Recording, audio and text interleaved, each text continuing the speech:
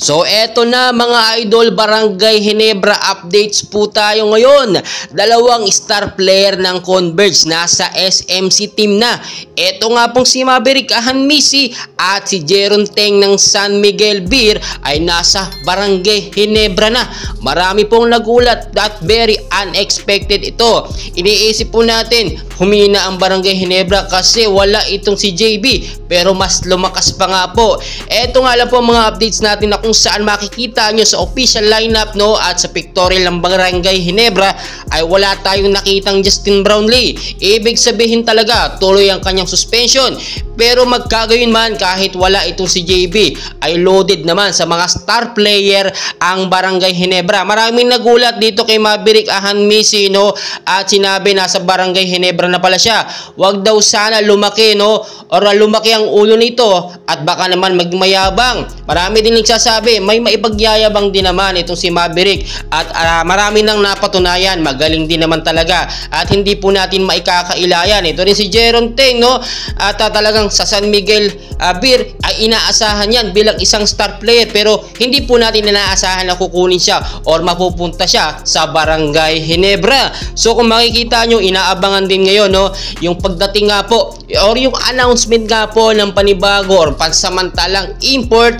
or naturalized player nga po ng Barangay Ginebra na posible at papalit kay Justin Brownlee. At ang sinasabi natin, napakaraming rumors at nakumpirma natin at mismong binulgar nga ni Kinito Hayes na si Tony Bishop nga daw po ang magiging import ng Barangay Ginebra.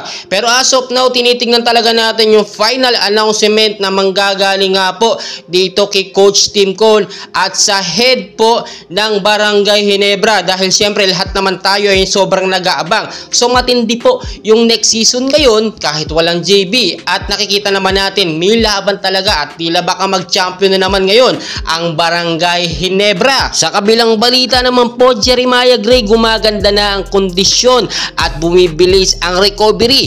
Tila nga po masisilayan natin siya ngayong season, though hindi naman natin ini-expect na siya ay makakapaglaro dahil nga meron pa siyang knee injury na kailangan pang pagalingin. Kung sakali man makapaglaro siya ay siguro saglitan lang or ilang minuto lang dahil baka naman mapuwersa siya sa kanyang injury. Kung matatandaan po ninyo, 3 buwan na ang nakakalipas nang siya ay ma-injury ng matindi sa kanyang tuhod, pero hanggang ngayon ay tuloy-tuloy pa rin siya sa kanyang pagpapagaling.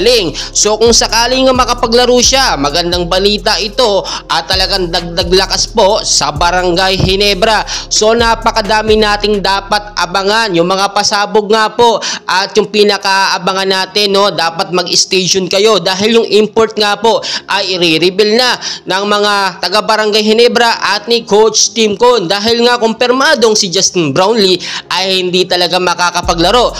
Posibleng dumalaw or posibleng makasama sa opening sa pictorial lamang, pero hindi natin ina-assure, wala tayong assurance na siya ay makakapaglaro sa opening ng PBA. Kung sakali man yung kanyang suspension ay tatagal lamang ito ng 1 to 3 months at yung pansamantalang import ay posibleng palitan niya agad-agad anytime kapag nawala na yung kanyang suspension. So guys, napakadami nating updates and please huwag niyo pong kalimutan mag-like and subscribe bilang suporta na rin po sa ating YouTube channel. Maraming salamat po.